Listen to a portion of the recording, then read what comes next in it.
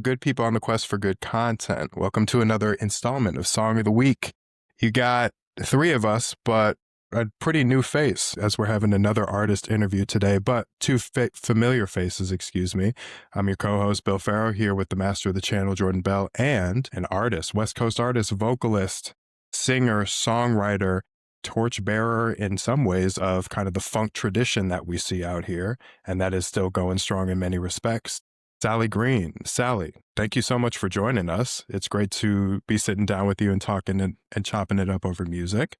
How are you? Great. Thanks for having me. I'm really looking forward to talking with you guys. It's going to be fun.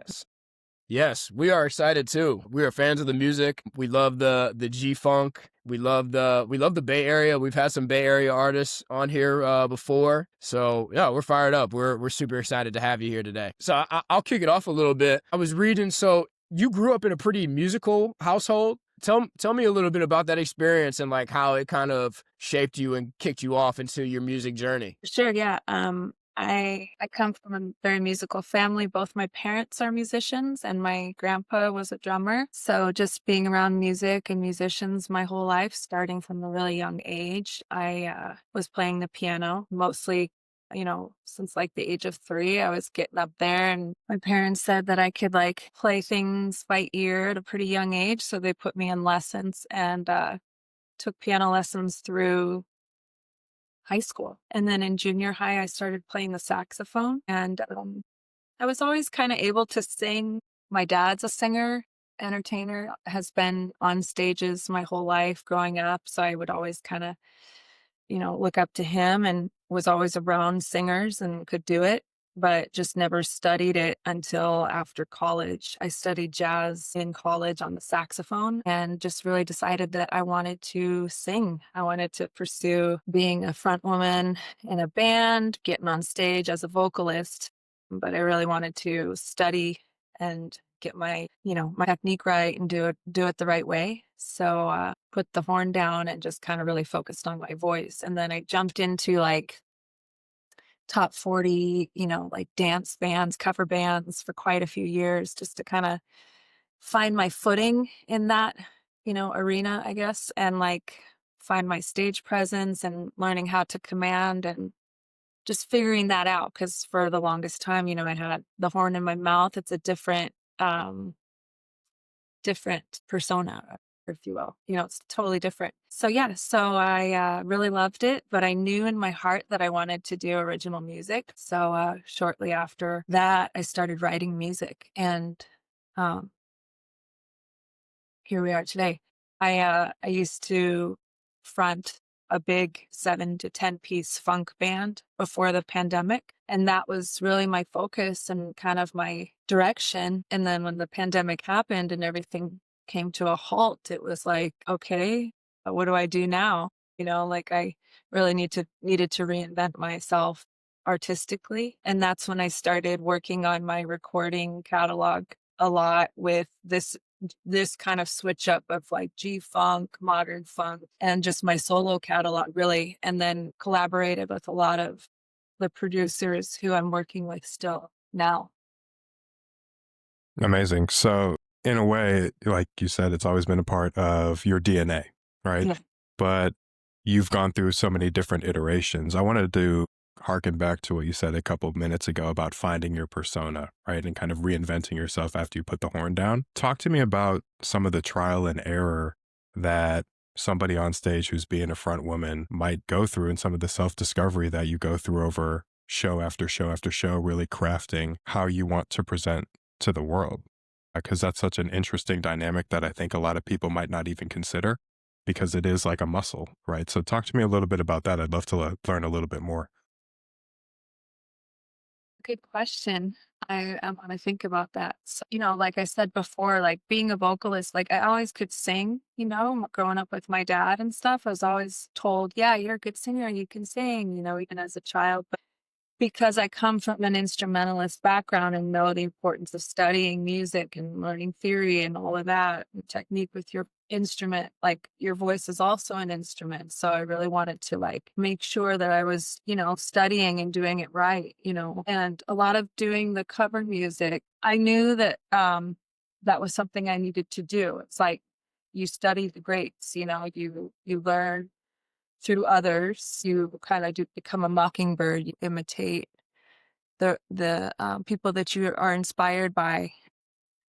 So I thought that that was going to really shape me and kind of allow me to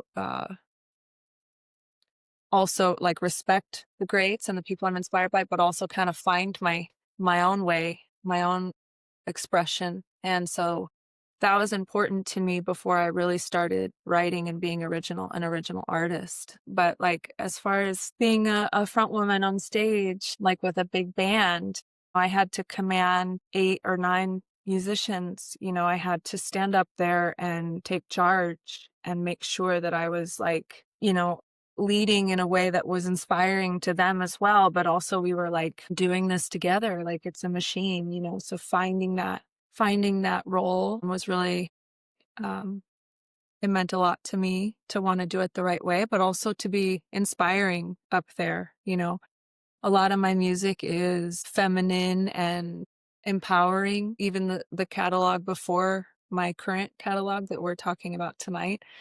I like to bring my femininity into funk music because I think that's important. It's also my voice and the way I express myself. Yeah, I think if I'm trying to answer what you're asking, like I feel really like now in my career I've found my voice, and it's really easy to express that when it's well received among my audience. And it feels great where I'm at with my music right now. Sally, were there other artists that you kind of modeled your game after? Like, were there other front people that you looked at and said, I want to command the stage like this person? Yes, thank you for asking that, because I would love to tip my hat to her, Nika Costa. She was my biggest influence when I first was like, I want to do that. I want to do what she does. She has this presence on stage. If you've ever seen her live or seen any of her videos where she's performing live, she's just this petite woman, but she has just this massive voice and massive presence on stage, and she's so funky and just sexy. She was one of my biggest influences in terms of like just how badass she was on stage, and just the attitude. Funk is about an attitude, and she's really just up there just commanding it and just giving it. And just I love her music, I love her voice as well, but just really the way she is as a performer was really inspiring to me. And then further back, of course, Tina Marie, Shaka, Yeah. just that sexiness, this is something so sexy about them. Funk is sexy. So I just like, they really touched my soul, and I was very inspired by them. Very cool. Did you feel like you mentioned like being sexy on stage? How do you go about trying to make that come out on stage? Like, I'm sure like you're a very beautiful person, but I'm sure is there something conscious about that, or was it something that you felt like came natural? Man, you guys have great questions. I feel it in my being, in my soul. Like, we all have our flavor of, when I'm speaking about music, we all have that genre or style, that vibe that just kind of gets you deeper in the soul. And for me, funk music was always that. And it always just gave me this like, like it just has this thing to it where you just feel like you feel so much cooler the minute it comes on. So maybe that's where it comes from. And, I'm authentic. I just try to be myself, and that's what comes through when I'm listening and when I'm creating that kind of music. So, but also, we look back and we see that where, I'm really inspired by this funk from the 70s and just the party and the element that came, that image and the style and the swag that came from that era. That just all of it is sexy to me, So I don't know. I feel It comes natural. Yeah, I Yeah. think so. And that's the best answer, right? That's what we hope out of all of the artists that we admire, is that it just kind of happens, right? We don't have to think too hard about it, and this is who I am and this is how I present. So that's pretty cool to hear you articulate that. Thank I you. want to go ahead. No, I was just gonna say, there's something for everyone, and like what's sexy to one person may not be to the other, right? But I just do what feels really good to me. And if it makes other people feel good or inspires other people to act a certain way, then I feel like I've done something right. Bill, I think we need to work on that. We need to work on being more naturally sexy. I don't know if we've gotten there yet. What do you think I'm wearing this bandana for? It's all about the allure, you There know? you go. Like, is he an upstanding citizen? Is he a little bit of a thug? Like, we don't Yep. know. That's right. People only see me in this room, so Yeah, you he's might got, need to work on it, but I think I got it, you know? got the deep voice going. Hey, See? There it is. Yeah, I stand She's cute corrected. in. Yeah. good too. You got the in the back. Shit. Thank you. That's funny. Sally, I'd like to talk to you a little bit about your songwriting and just the process. You talked about weaving your femininity into funk, right? And funk is all about feel, as you said before. So I'm curious, like when you begin a song, I imagine it comes from that feeling that you're trying to encapsulate and emulate, but do you go about your hooks first? Is it the instrumentation that comes first, just given your training and your background? Because everybody kind of builds out their skeleton different. I'd love to hear a little bit more about your process.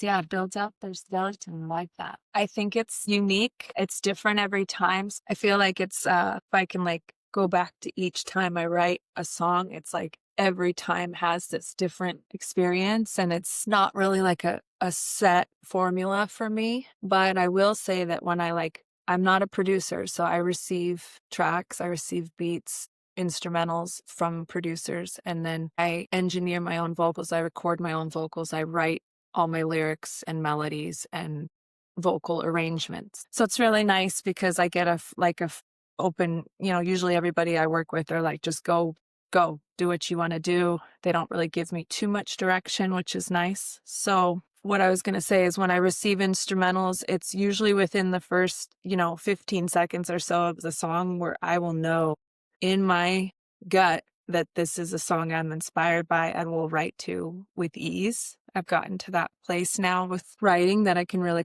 I know myself and I know what I like, and I can tell that, oh yeah, this is a good one. And then it's all, for me, it's like I kind of feel like it's like, what is this song? What kind of visual am I getting from this song? Like, does it make me feel like the sun is on my skin, or is it a nighttime kind of vibe? Or, I try to pull some visual inspiration from like what the instrumental is kind of giving me a vibe to. But then sometimes I'll think I have an idea and I don't. And I'll just like start something and it's not really hitting for me and I'll have to start over. I think that's common with a lot of songwriters. But one thing that I do when I'm writing is I sit with it and I'm like sing melodies and like mumble, like non-type, just like gibberish, but I'm like really kind of focusing on where that melody is going. And I usually do that first. And that's probably because I'm an instrumentalist, like a horn player.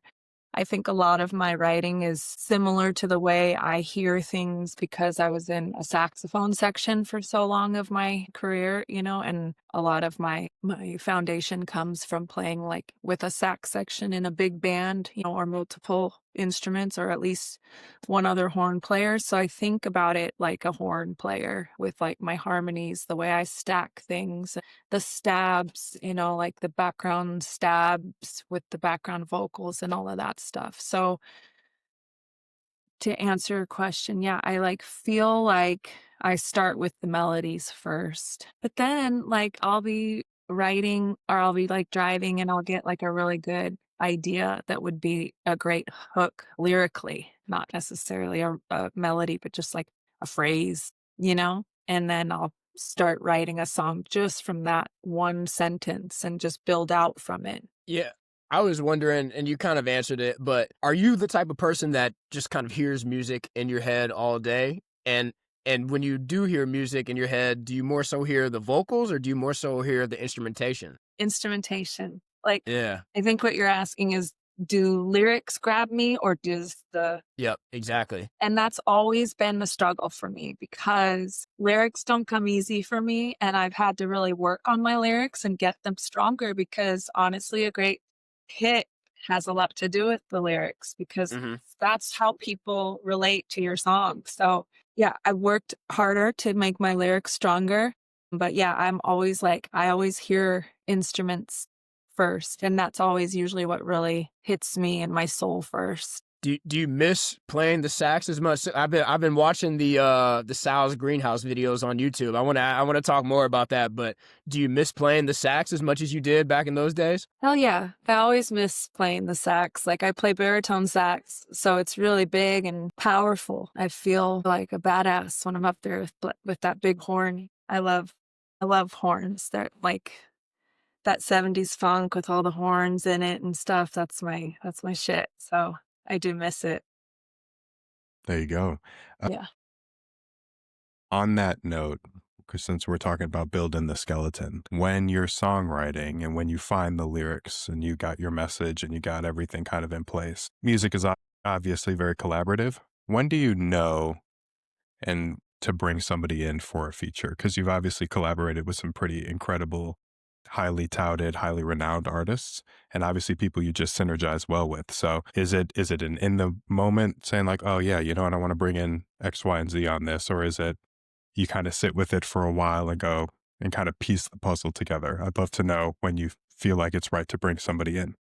There's a great story behind Go Anywhere, song I did with Kurupt that kind of falls into what you're asking. So I can share Yeah. that with you because I love to tell the story. It's just so great. When that song came to me, so Mofak is the producer of this song, Go Anywhere. He's from France, someone who I work with a lot. A wonderful guy, amazing producer, and we've written a lot of songs together. And so he sends me tracks, like a pack of tracks when we're ready to like start a new project and just sends me stuff so that I can start writing to things.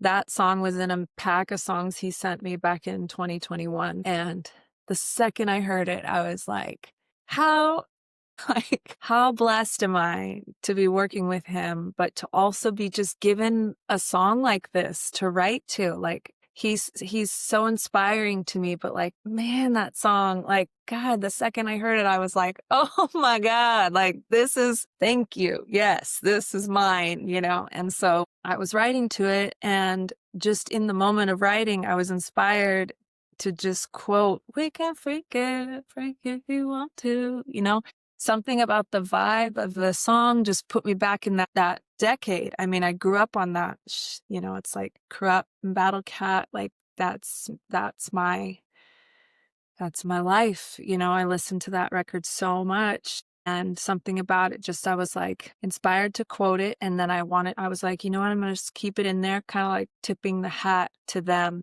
But never in a million years would I think to present it to Kurupt, because I just wasn't in that space in my career, and it just wasn't the point of it. It was more me just like, being inspired and just saying, yo, what's up? I love that song, so let's quote it.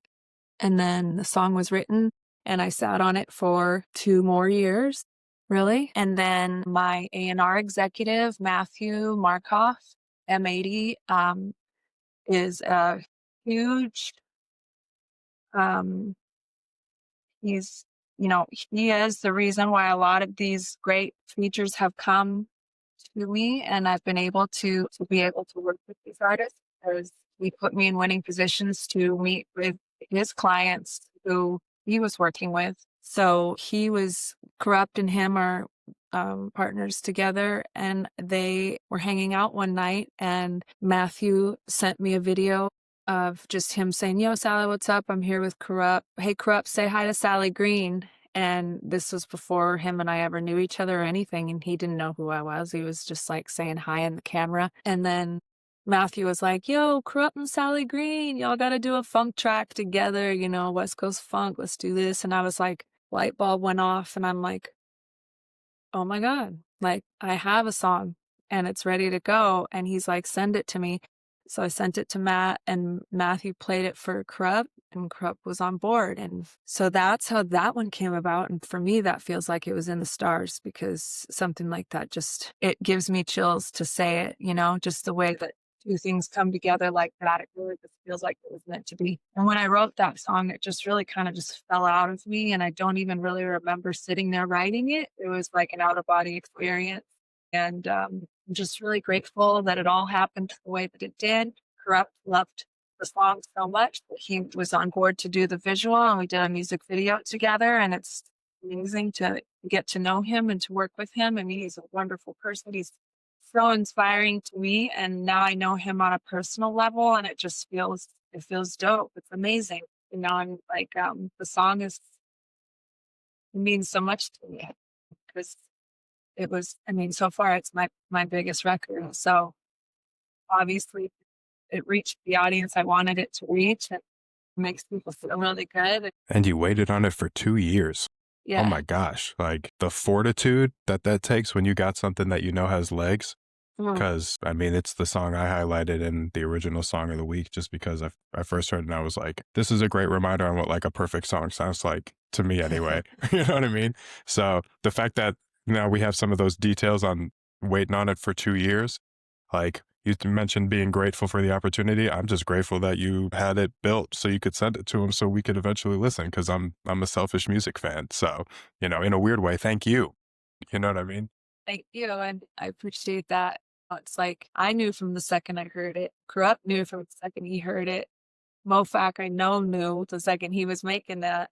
It's like one of the ones. It's just really a special song. Yeah, it's a fun one. When we did the Song of the Week episode where Bill mentioned it, I hadn't heard the song yet, and I think, to quote Bill, he goes, "This shit is just funky. It makes you want to dance." And so after we got done recording, I went and listened to it and watched the visuals. I'm like, yo, this song is dope. And then I started diving more into your music. You've also worked with Too Short also, who's another absolute legend. Yeah.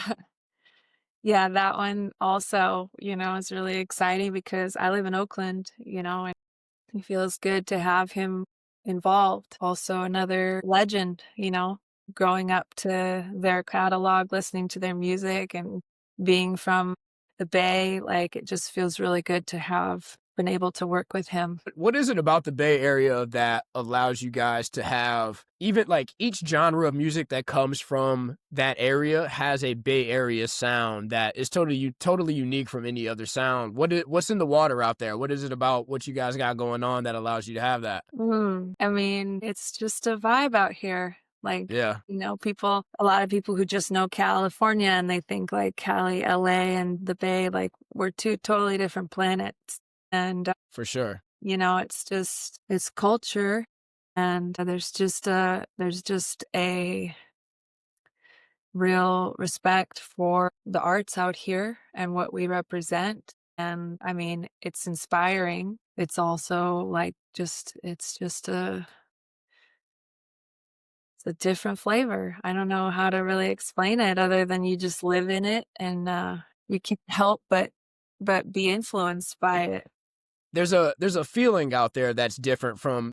I was just in LA last week, but we were in the Bay back in June. We were interviewing another artist out there, and every time I go to the Bay, there's a different feeling that you get from the people. There's a cultural shift when you go a little bit north of Los Angeles in the Bay. That's just it's refreshing is one of the words I would use to describe it. But there's also like a little bit of a grit to it that's really unique also. Bill, you got any other questions before we get into Song of the Week?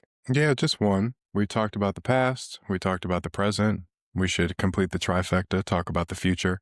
So Yeah. what is next for Sally Green? What do we have to look forward to as we get towards the end of this year and into 2026? What should we be keeping our eyes out for? Well, I'm excited for some new music to come out. I can't really speak too much about what it is because it's not my place to do so, but it's really great. I'm loving my, every time I put something new out, it's always a representation of right in that moment and who I am now. And it's really exciting, the music that I've created with others, that I know that you're going to love it. And I'm looking forward to putting it out there. I'm also looking forward to doing some more traveling with my music next year. And I will be starting my next project early next year as well. So lots of good stuff to look forward to. All right. Well, since we're talking about your catalog, let's get into some Song of the Week. So I'll start us off. I picked for my Song of the Week this week out of Sally Green's catalog. I went with Ride, the song produced by Mofak again, off of the album Zones. I love that song, and it's a simple explanation, but it makes me want to like go drive at night, like with the windows down, like in a city like Los Angeles or the Bay. Like it makes me want to drive around a nice city with the windows down, maybe with some female company with me, and just like cruise a little bit. So I really like that song, Ride. That's what it is. Yeah. Nice pick, Jordan. Thank you. My song of the week is going to be off your most recent project, Love Funk. So for those of you listening, be sure to go check the project out. Without a doubt, second cut on the project overall. Reason why I like this song in particular is kind of how it works for me, with Go Anywhere being the lead song on the project. Go Anywhere feels like the daytime. Without a doubt feels like the sun is setting. So we're getting a little bit smoother, a little bit sexier. And to me, the bass line in that song feels like, like one of those Theraguns, like on low speed, kind of digging into a muscle and like really getting into your muscle fibers. Sally, you're going to find out that I describe music in like a weird way. So this is normal. But it's like, I just love how the bass line gets into your like muscle fibers and makes you want to move. I love how this song to me is the perfect encapsulation of how funk is just about connection, and your lyrics so beautifully accentuate and personify that feeling as you're talking about this kind of connection that you're establishing with somebody, that both of you have a mutual interest in each other. And so you just kind of, there are no doubts about this connection. So we're just going to more or less make it happen. And then a couple more things. I will say the synth at the beginning of the song, it just feels like it kind of just pulls you into the song, and then your vocals obviously approach and have that energy that carries through. And your vocal pacing is just, I'm not super technically trained by any means, but your vocal pacing just makes so much sense to me on the song. Like everything is really snugly fit into the nooks and crannies that creates this perfect synergy. And it just makes you move, which I mean is basically the calling card of your music, which is why I'm such a fan. So without a doubt is going to be my song of the week. So for those of you listening, just listen to all the music, but go listen to Go Anywhere, and then Without a Doubt, and then listen to Jordan's recommendation too. I've got one, Sally, before you go, I've got one more. I cheated this week. I got 2 songs of the week. I also love Better by Sal's Greenhouse. Oh shit. I'm bringing it. Yeah. That one's fun. And you play the sax a little bit on that one, which I really like. So I liked. You've got Sal's Greenhouse has some fun music. Better was one that I really liked. Is it Junkie Booty? That was one of yours. That's a really fun one. Yeah, the Sal's Greenhouse stuff was a vibe. Thank you. No, it is a vibe, and it's also, something I'm really proud of. So thank you for taking the time to check that out. It was a really solid band. I mean, when we were performing live, we were a whole experience up there, and those tunes really hit. So I appreciate you listening. I love that. Love it. Yeah. All right, Sally, what's your song of the week? Well, actually, Bill, you chose the song that I was going to speak on.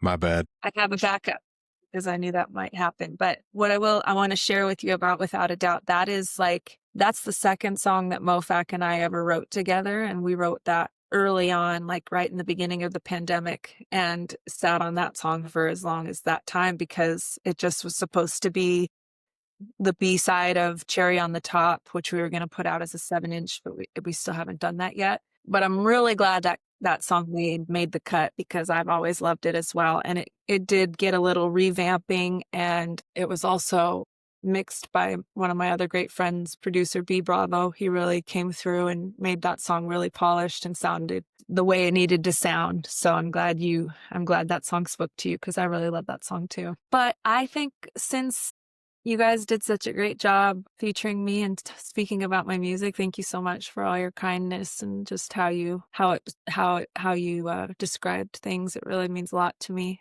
I love hearing how my songs, touch others. So I really appreciate that. I will say that my song of the week is going to be a different artist who I'm really into, very inspired by, is Durand Bernarr. Yes. Yes, I'm from Cleveland, Ohio. He's a Cleveland guy. Love Durand. Yes. And so Hip to Hip, Hypnosis he just put out. And that song, Oh, that song needs to be my song of the week because I cannot get enough of that song. I mean, a lot of his songs I cannot get enough of. I love him so much. And He's a gem. He's fantastic. yeah, just his songwriting is just so unique and just so good.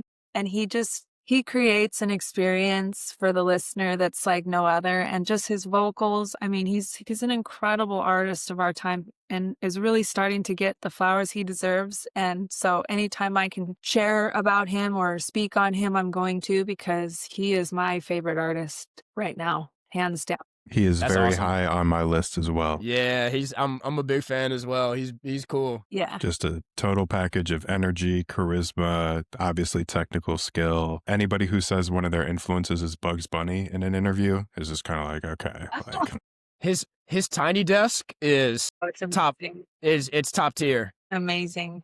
Yes. He's super talented. That's awesome. Durand, if you're watching this, please work with Yeah. Sally and then also make some time for us as well. Durand, I'm a Cleveland guy. Show us some love. We love you, Durand. Thank you Yeah. for all your music and making my life so much better. Hell yeah. I've got one more question before we get out. I love asking people this. Are you more of a Prince or Michael Jackson person? Okay. Okay. Well, without hesitation, Prince, because I was Ooh. born in Minnesota. Okay. Nice. Hell yeah.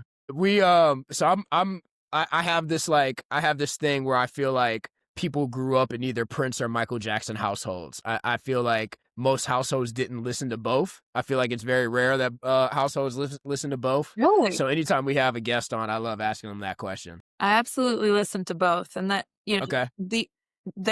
if I wasn't born in Minnesota and had that connection to Prince with like my family driving us by Paisley Park after church and stuff like that, and just the love of, being from Minnesota and, that, I think I would have a harder time answering that question.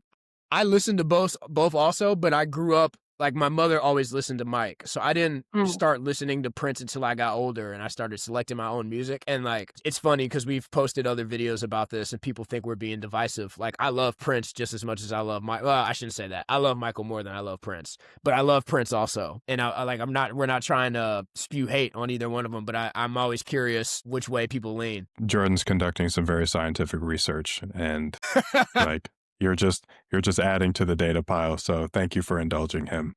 Glad I could be of service. Yes, appreciate that. Well, Bill, do you have any other questions before we get out of here? No, I just want to express gratitude one more time, Sally. Thank you so much for making the time. It's been a pleasure to get to know you and to sit down with you today. Hopefully this isn't the last time we cross paths, but until next time we cross paths, thank you so much again. It's been super fun talking to you. Thank you guys so much. I really appreciate the time and just being able to feel so comfortable to open up and connect with you guys means a lot. So appreciate you. Thank you. Yeah, and just like Bill said, thank you so much. We appreciate you taking the time to do this with us. We're fans of the music, and we hope that we can connect again sometime down in the future. Yeah, like if I'm ever in the area to do something face to face, that would be a lot of fun to do. So you're in Cleveland, and Bill, where are you? I'm in Chicago these days, and then the third person on our channel, David, he's in LA. I got a chance to also check out not all, but a lot of your stuff, and I'm a fan as well. And I think you guys are doing a really great thing. So whatever I can do to share your platform, I will do so. And I just really appreciate you guys having me on. It means a lot. I'm glad that you found my song and you were able to find out about me because that's what it's about. Awesome. All right. Well, this has been another great episode of Song of the Week. This has been a very special edition featuring the one and only Sally Green. We'll see you guys next week. We're out of here. Peace.